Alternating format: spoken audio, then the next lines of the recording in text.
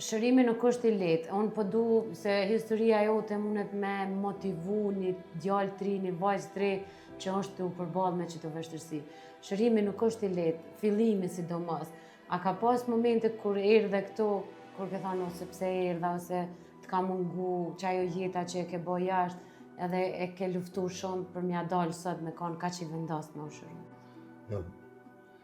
Kom orë deri në atë pikë që jam i vetë besim i vendosur 1.000.000% që më por mos më kthyu asaj rruge, edhe jam marrë me pikë dëshirës, me pikë vullneti edhe kom vendosur me qëndru atë gjatë sa që derisa të më thëjnë doktorat, psikologat, jenë rregull, unë me dalë pikë tyshi. Përveç terapive, medikamenteve, infuzioneve për pastrim gjakut e tjera, seancat psikologjike, çka të ka bë këto ma mirë me u ndi? Rrëfimet e shokëve tjerë që janë këto, edhe ke pa që jeta për një me nuk ja vlen me u përfundu për një drogë? Gjithçka këtu është perfekte, prej trajtimit, pastrimit gjakut, që prej pacientave, klientave, s'po di si me qujt.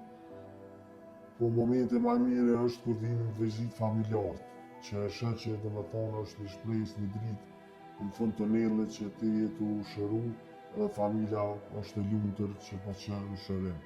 Se na ka shkatru, na ka qu deri vetvrasje.